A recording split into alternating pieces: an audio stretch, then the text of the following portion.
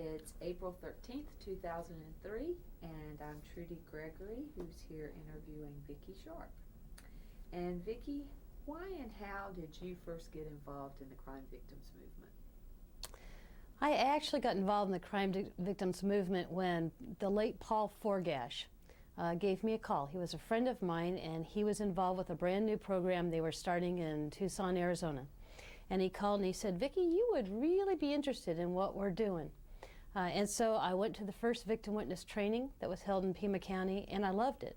I loved it because it was a new challenge. It was something that needed to happen, that was important work, was exciting work, and had lots of opportunities, and I was drawn to it immediately.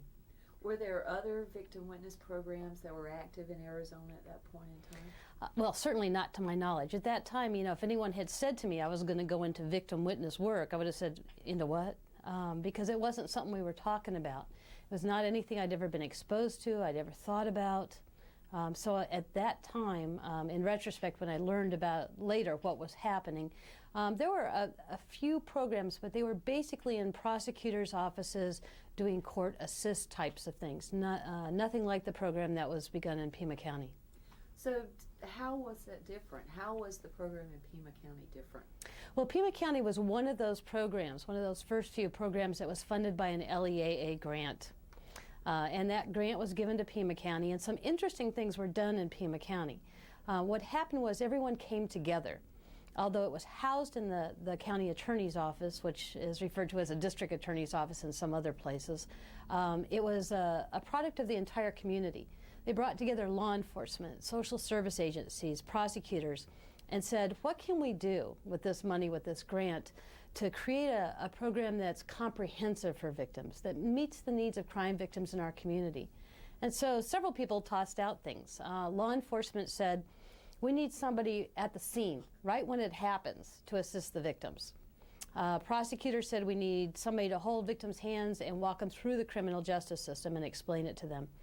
Social service agencies said we need people that are available not just 8 to 5. And so all of those things were taken into consideration, and what was begun in Pima County in 1975 was a program that endeavored to respond to victims right at the moment it happened, right where it happened, and then to take them on through the system if that was what occurred as a result of the crime, but to connect them up with existing resources in the community and to provide the services that there were gaps. Were there things that you and your staff began to learn about crisis intervention and about victims within that first few hours and days after a crime occurred? Were there things that you began to learn? Well, the crisis intervention piece was the most challenging, and is what the Pima County Attorney's Victim Witness Program is most famous for, because there was really not much in the literature at that point about crisis intervention. Much of what was written about crisis was by armchair psychologists who said you couldn't do much in the first few minutes or hours after somebody was traumatized other than hold their hand. We quickly learned that wasn't true. And in fact, what we did immediately in the aftermath could save people months and years of counseling. And I truly believe, after all the years that we've done crisis intervention, that in many cases we could even prevent PTSD. I think it's a huge arena that really we've only just begun to work with. Doing crisis intervention was tough, though, in the early stages. Law enforcement really did not like the concept of having bleeding heart social worker type folks at their crime scenes. And so the biggest challenge in doing crisis intervention initially was winning over law enforcement, getting them to agree to call us to a crime scene, to allow us to be there and to work with people. And so that was the biggest challenge, and we had to overcome many different things in doing that. I think one of the successes of that's important was that we started small. We started on Friday and Saturday nights providing the on-scene crisis response. And then, as things mushroomed, we went to 7 nights a week, and then we went to 24 hours a day. But we started small and did it well, because if you screw up around law enforcement in the early stages, then you've lost the trust.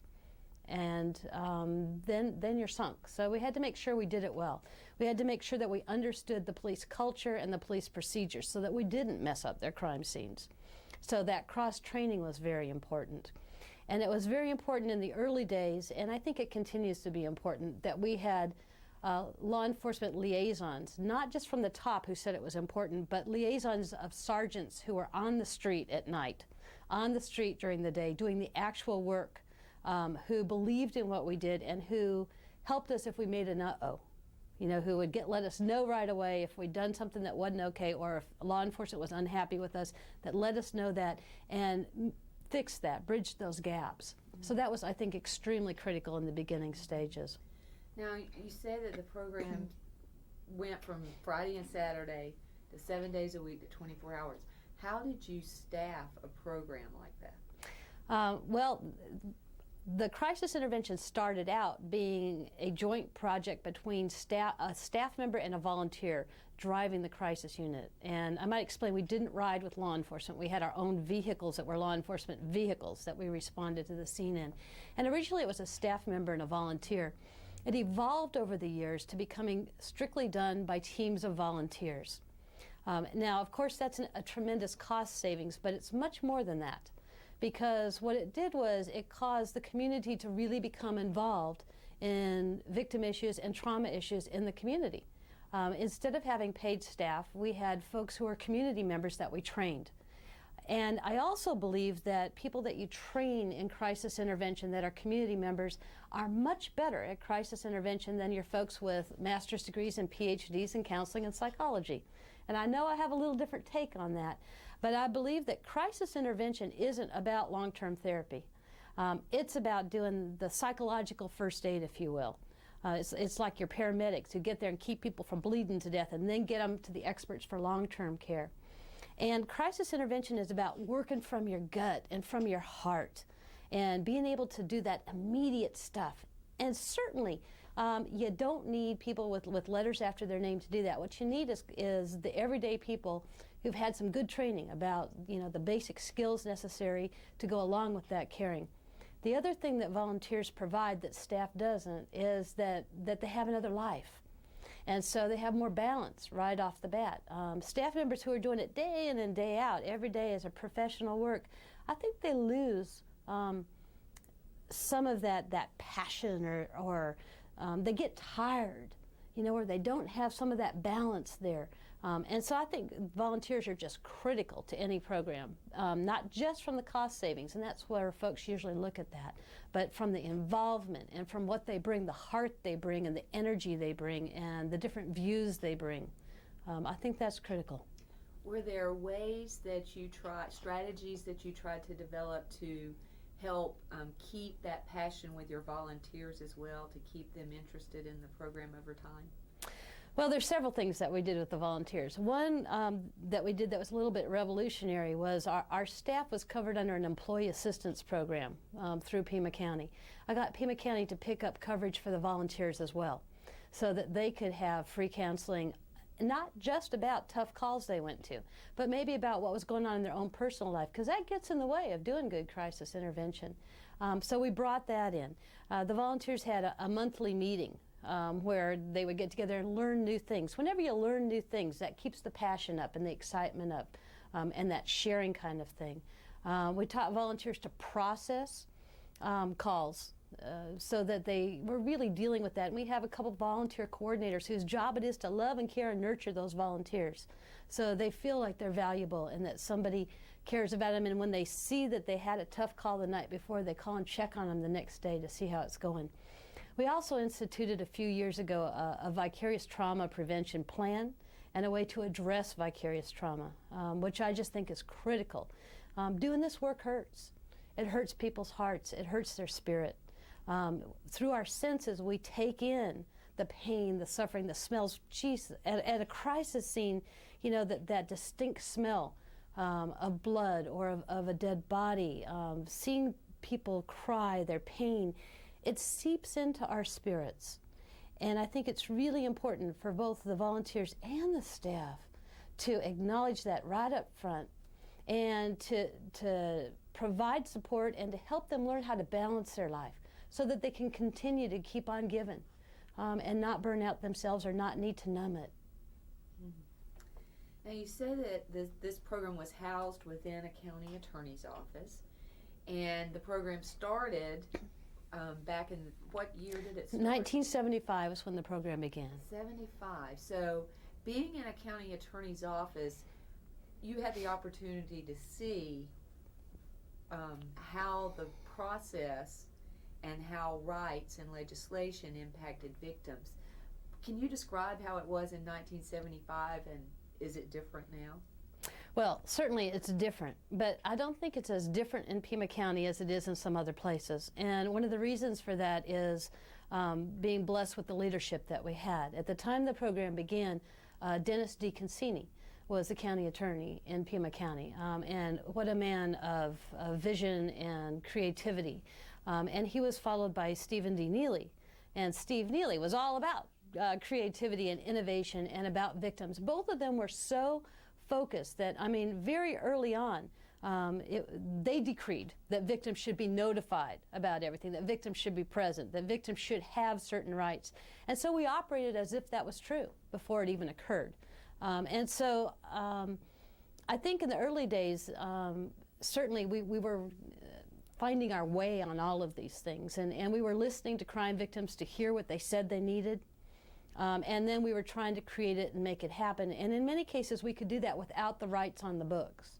The rights on the books just, I think, gave it more insurance and certainly broadened what was happening in other communities. Certainly saw an influx of money with VOCA, when VOCA came to be. With the President's task force, issues were raised that we hadn't even looked at. And so the President's task force, I think, was critical. Certainly organizations like NOVA, like the National Organization for Victim Assistance, as they brought people together. You know, in the early days we weren't brought together, so we didn't know what other people were doing in other jurisdictions, or I think that was critical, us being brought together under the umbrella of NOVA to talk and to learn and to you know, every NOVA conference that I went to, through the NOVA workshops that were done, I got new ideas or new ways of doing things. And just in talking with people in between those workshops, it was invaluable in developing things. And through that networking and training that you were able to get at the national level through NOVA, did that inspire Arizona to begin its own state network for victim services? Yes, it was probably, gosh, the early 80s when about 3 organizations in the state of Arizona, the Pima County Attorney's Office, and Maricopa County Attorney's Office, and I'm afraid I can't remember the third one offhand, came together and began talking about having a statewide coalition that would meet on a regular basis. And I remember in those early years, there were like 2 or 3 or 4 of us who got together and chatted about things. And the last time I was at a state coalition meeting, there were easily 45 people representing all the different programs in the state. And so there was a huge growth in that arena as well. Again, information sharing, as well as collaborative efforts like a state conference, an annual state conference to bring people together and to increase the learning level as well. Did the state coalition also get involved in any of the activism to get laws passed for crime victims? Well, in the state of Arizona, that didn't happen a lot as a state. Counties kind of operated independently. In Pima County, we had a very unique group called We the People that grew out of, again, a grassroots group, some victims as well as just some community activists who kind of led the charge on the constitutional amendment in the state of Arizona. But it was quite a challenge because it was heavily contested in Arizona by the defense attorneys and the public defenders. And so a lot of creativity went into how those petitions happened. You know, I can even remember times around the holidays dressed up as a snowflake or Santa Claus outside of different stores and things to get petitions signed. I mean, we did ridiculous things to get those names on those petitions and to get the constitutional amendment passed. And I think Arizona was even tougher because the constitutional amendment that was written in Arizona was a tougher one.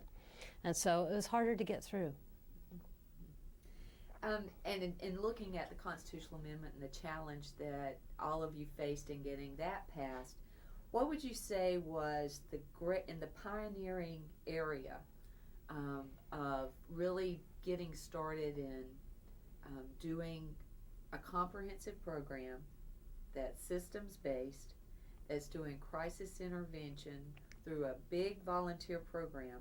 What would you say was your greatest challenge that you and your staff and colleagues faced in affecting change? Well, I'm not sure that I'm going to answer you directly about that, but what came to mind as you were talking about that is one of the biggest challenges that we had that I never resolved, that I feel very strongly about, was having services mandated. And specifically, I'm talking because crisis intervention was such a big piece for us that I think I need to keep focusing on that, because I really think Pima County did a lot of pioneering in the crisis intervention field. And one of the things that happened was that law enforcement has always had the discretion about whether to call the crisis unit or not. Now, our Constitution and our supporting legislation said that crime victims should have a right to be notified of crisis intervention services. But the way law enforcement chose to do that was by handing out a pamphlet. And at the time of crime, getting a pamphlet about that crisis intervention services are available was not effective. And for years, I tried to make it part and parcel, even if it was just a specific population, like children or older folks, or violent crimes, that law enforcement shall call the crisis unit to provide those services. And then folks could say, no, I don't want you here. But I wanted that service to automatically happen for every crime victim. Was never able to affect that change. Law enforcement had always, the response was that they wanted the discretion about whether to call the crisis unit or not. As a result of that, I think lots of people fell through the cracks. We tried many ways to address that, like doing public service announcements, going the back door and saying if you are a victim or a friend's a victim, ask for the crisis unit. We tried to do lots of different things to make that happen. Consistently getting police officers to call has just been impossible. And I think until it becomes part of the process and the procedures, that there's going to continually be those folks falling through the cracks. The one little piece of hope was in the last couple of years, we started a collaborative project with law enforcement where they agreed in a certain target area when there was a domestic violence.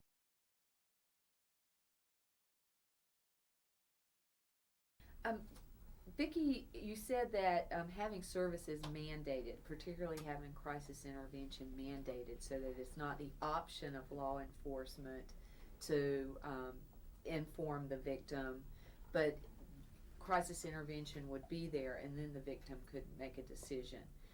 And has that changed any in the last few years, your relationship with law enforcement on that?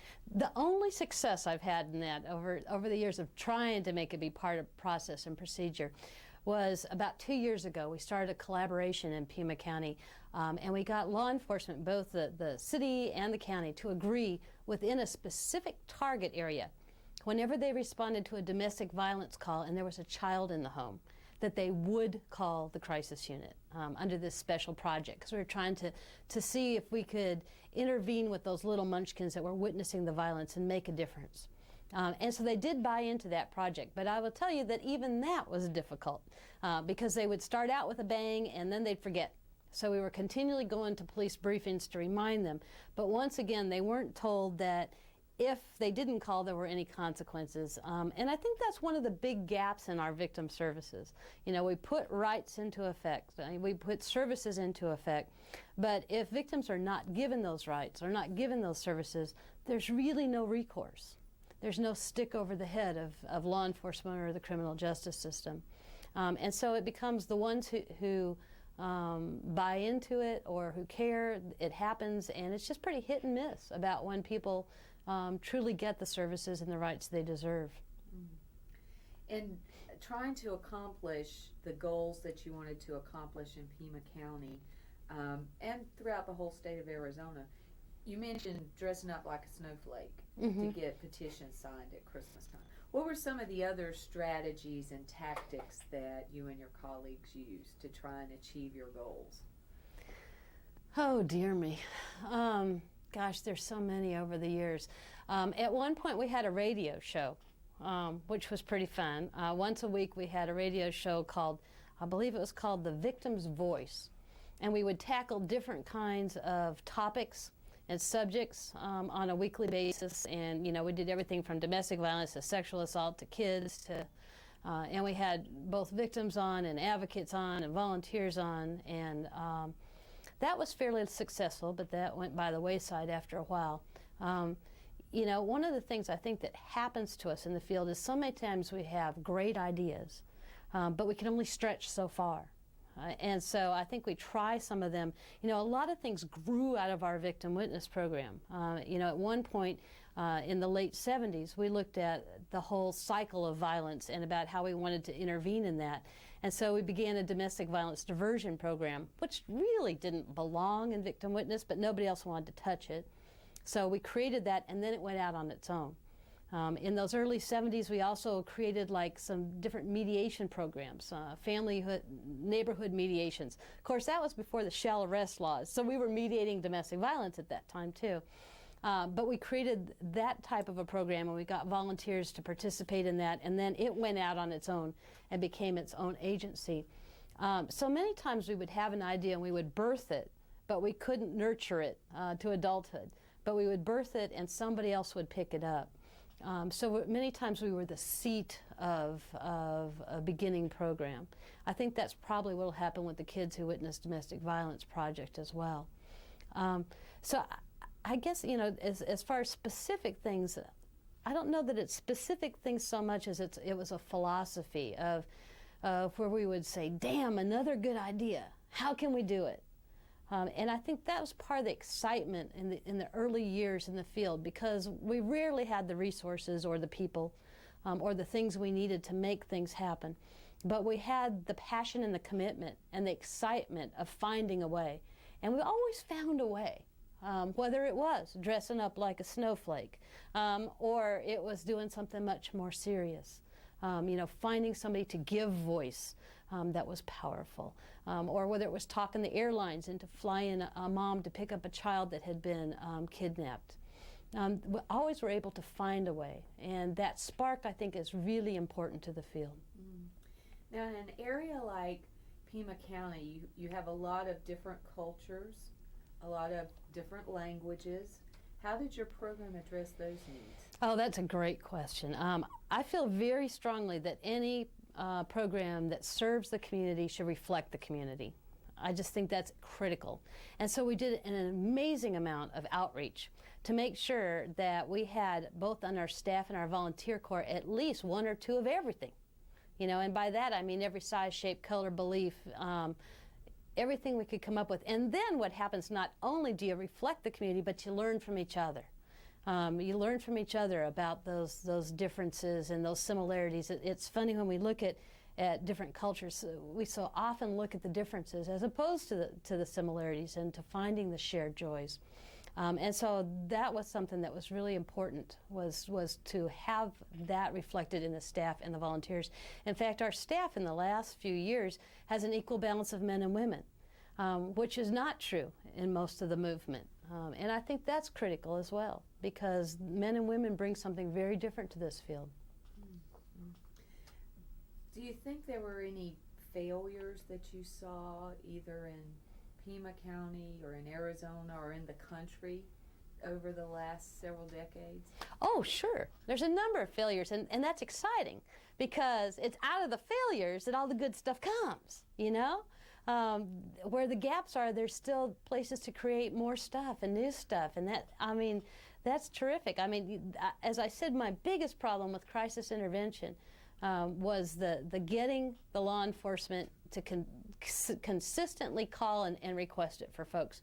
And I never solved that, despite everything that we tried to do on that. Never solved that. And so that still needs to be solved by advocates of the future.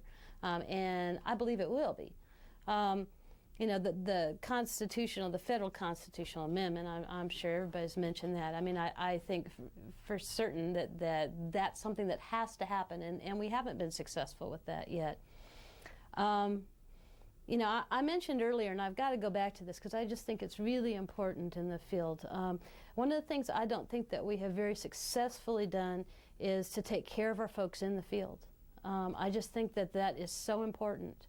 There's other professions, and of course that that speaks a few things too about whether this is a profession or not. You know, the certification, the credentialing, to make sure that everybody's competent in the field needs to happen, so that victims know that somebody that they're seeing knows what they're doing. Not like we know exactly everything we're doing, but that people have a real good basis. But we also need to take care of our professionals. You know, in the teaching field, people have a year sabbatical, you know, where they can leave and do some writing or to get away and then to come back. And I think we just have not paid attention to how difficult this work is on folks and what we need to do to give them choices, to maybe rotate them out of doing direct services for a little while and then rotate them back in. I think that's really a critical issue for this field in the future. We've just looked at what could be called failures or opportunities. What would you say is the greatest accomplishment over the last 30 years that have promoted victims' rights and services? The greatest accomplishment? Well, I really think the impetus was the President's Task Force. The President's Task Force, the passage of VOCA. I mean, I think that's what began.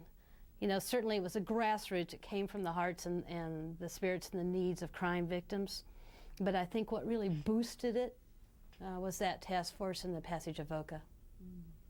What do you think is needed today to kind of continue the growth in our field? Again, I think we need to look at the education. I think we need to look at the education that we provide for our staff and our volunteers in our programs. I think we need a federal constitutional amendment. I think we need to continue the opportunities for networking and sharing.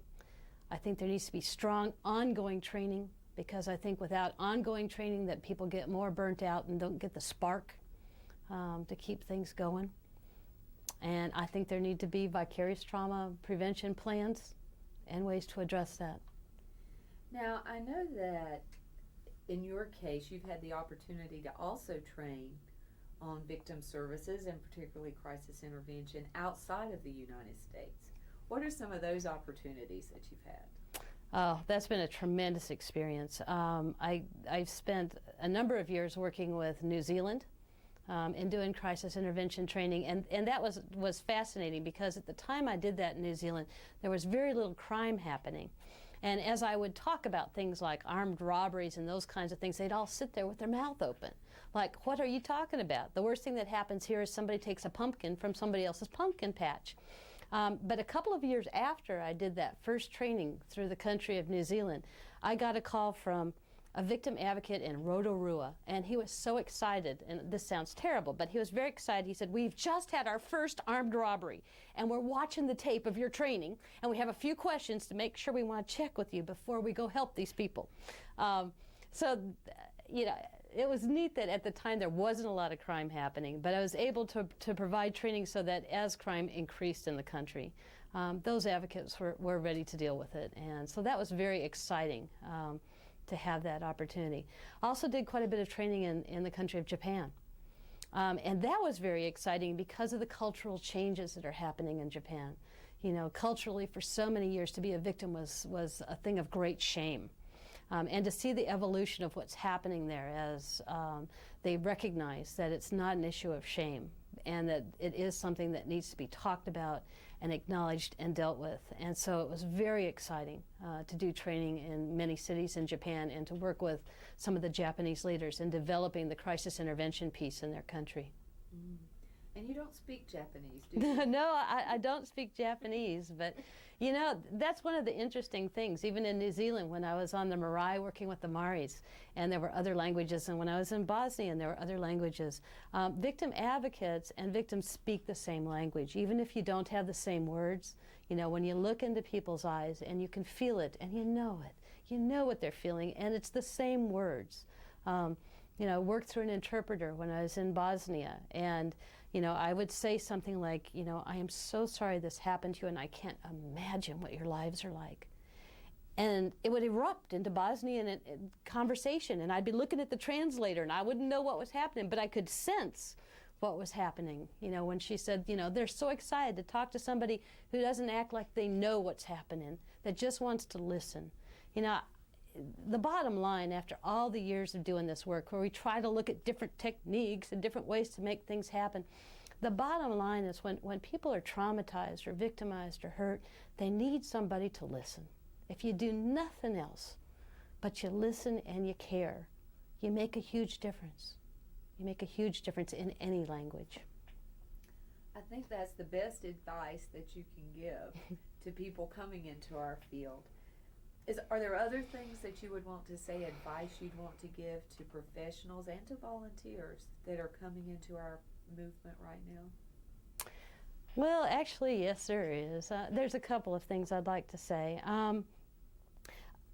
My experience is that many times victim advocates are so wonderful at loving and empowering and caring about crime victims, but not so wonderful about doing that with each other. I found as a group that many times we can get very critical and judgmental of each other, and I think at times because we get ourselves so tired, because we push ourselves so far, we tend to get irritable and cranky with each other. And I think we do a disservice in that.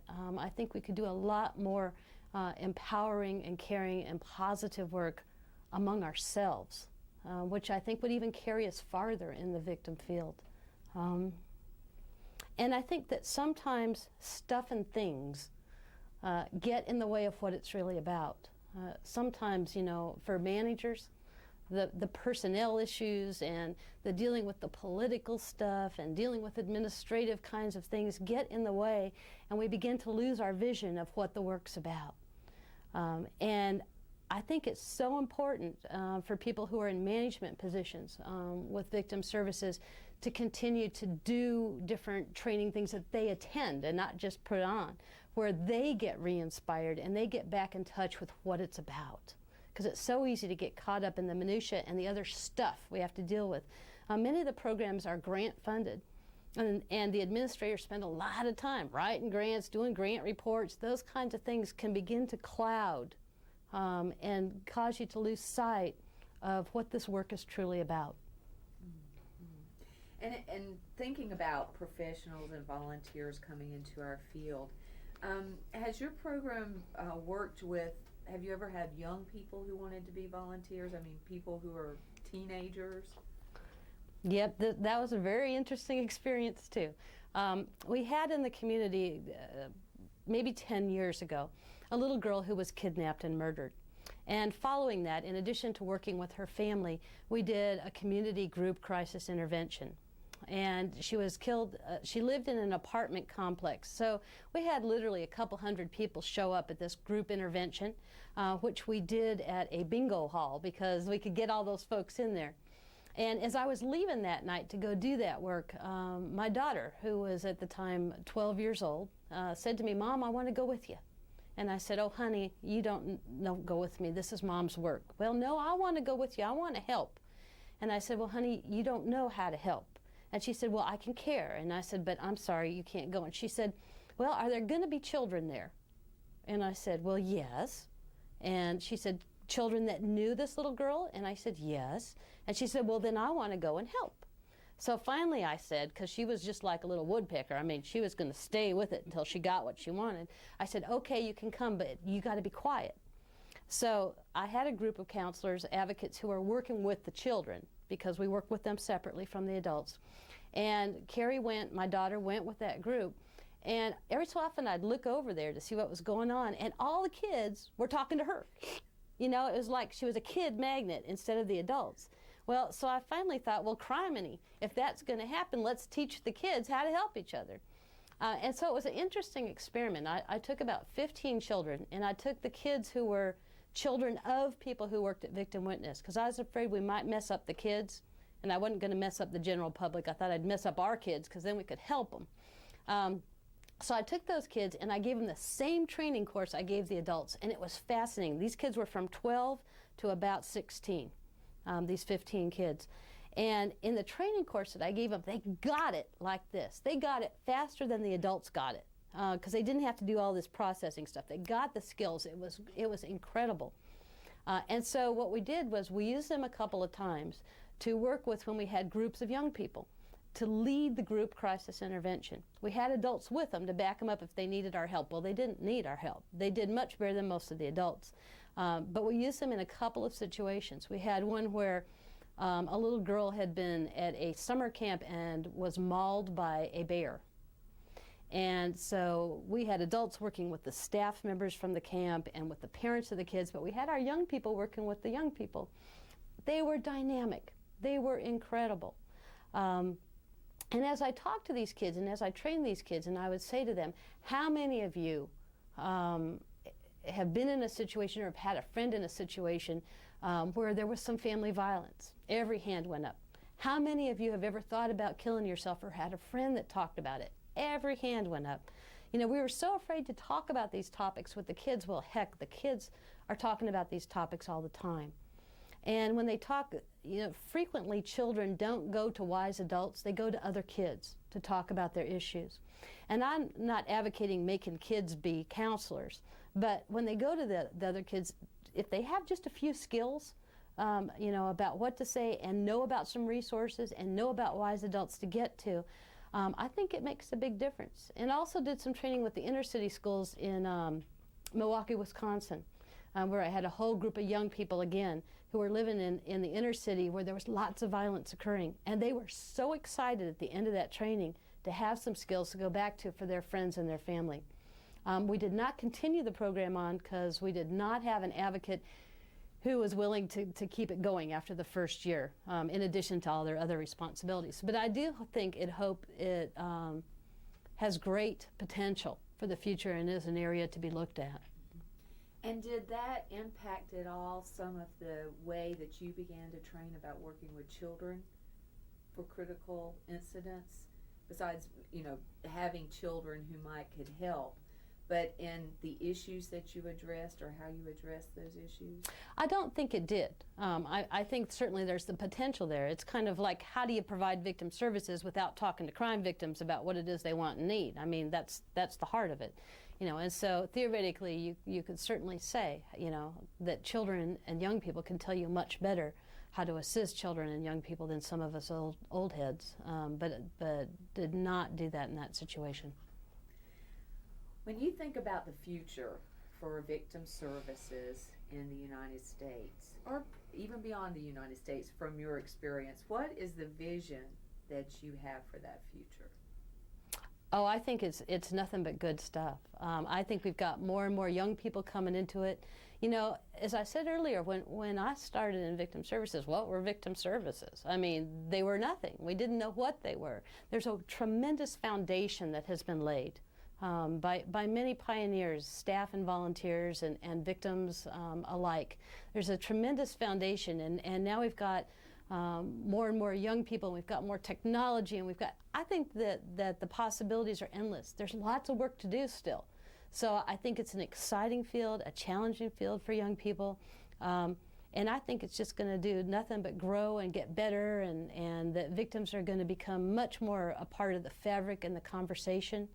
And I think that things in the system are going to get much more equaled out. I think that there's going to be much more fairness. I really would like to see more of the restorative justice concept, where there's more focus on healing and getting people back to wellness than there is on punishment. Mm-hmm. And particularly in Pima County, and the native populations indigenous to that area, has restorative justice been had as many problems to implement as it has in other areas? Well, most of the Native American tribes, restorative justice is what they've always been about. And so this is nothing new to them. It's just kind of new to those of us who are not part of that culture. And so, you know, I think that there is definitely a step ahead in that arena. Mm-hmm. And for Pima County, having started one of the very first programs that had a crisis intervention aspect to their services that grew to the level that it did, Have you had the opportunity to train on in other jurisdictions that wanted to replicate that program? Oh yeah, especially in the early years. In the early years, there was a great deal of attention, lots of national attention around the program that focused on the on-scene mobile crisis units because it wasn't being done anywhere else. We also had a made-for-TV movie made about the on-scene crisis intervention called Night Partners, which was kind of a hoot, but the movie itself was a bit of a hoot. But what happened at the end of it was people got excited about it, you know, and called. And so over the years, many folks came and visited Pima County, looked at what was happening there, replicated it, or did a spin-off that worked in their community. Because I think in each community, something a little different works better, depending on what's already there, what's in place, and who the players are. There's another county in Arizona that does not have on-scene crisis intervention, but there's never been somebody that stepped up to the plate and said they were willing to take it on. So it's kind of, you know, sometimes it's out of police stations, sometimes it's out of county attorney's offices. One of the things I was trying to create in this last year was a community-wide crisis response team where every agency would take a piece of that so that much more on-scene response could be being done, especially for children. So I think that there's still a lot of collaboration that could happen in communities, and I think in each community it can be a little different. Mm-hmm. Have you also been involved in crisis response to some of the mass victimizations or incidents that involve a number of people in a community? Well, I personally was part of NOVA Team 5 to Bosnia, but Pima County has sent through NOVA crisis teams to literally dozens of different places, from Hurricane Andrew to New York City to Oklahoma City. So we've had a lot of exposure to doing that. And I think one of the things that happens is that if you have a local team that does a lot of on-scene crisis response, their skills get very honed. And so when you have a major disaster, those folks are terrific to go in because it's second nature to them. If you take folks out of other programs that are not doing crisis intervention, give them a general training, and then they don't get called for 2 years, I think they're a little more like fish out of the water when they actually go to do it. So that has been a real advantage, the Pima County folks, because they're doing this kind of stuff day in and day out anyway. It just becomes on a larger scale. And are there any stories, any lessons learned, anything else that you would like to share? Oh golly, that's wide open, isn't it? It's wide open. My favorite victim witness story. The only thing that pops into my mind is you know, as I look back to from 1975 till 2003, when I look back at how we began, you know, with just a couple of people, and we would have meetings with volunteers and staff and things in everybody's home. And we'd go in their home and you know, somebody'd bake pies or cookies, and we'd talk about everything, we'd process everything, and it was almost like we were an extended family. And there was so much closeness and so much support and such a buy-in. You know, the beginnings of a movement are so exciting because nobody knows for sure where it's going to go or what there is to do or how to do it. And over the years, there's been, you know, as things grew, golly, you know, I remember when we first started doing cases, we were doing them on little index cards, and we had a little file thing that we were sticking all the little cards in there, you know, and if you wanted to look up a case, you had to flip through the card, and every card had something different, you know, and then suddenly Steve Neely insisted we all have computers, and nobody knew how to use a computer, and they all sat on our desk because we were people. We were not technology people. We didn't know how to do a computer. And so there was this incredible evolution over the years from being in people's neighborhoods to suddenly having offices, and going from having offices in the back closet to having offices on the floor that had windows. You know, as the movement progressed in prominence and importance, you know, from going to on the police calls, taking all the dump calls, the calls that had nothing to do with victims, you know, taking the stinky person somewhere to make the police officer happy. But doing that, then encouraging that cop to call us the next time he did have a crime victim. You know, those building the building stuff, baking cookies for all the cops to get them to make a phone call, you know, for crisis stuff. You know, we started out doing this down-home stuff, and there was something really beautiful about that down-home stuff. As the movement has progressed, some really good things have happened. Some things have been put into place, you know, that are really important. But we've also, I think, as it's evolved, lost some of that personal stuff, some of that personal contact and caring. You know, it's a lot different in the office today, where we send the emails instead of getting together at somebody's house and having cookies and talking about the cases.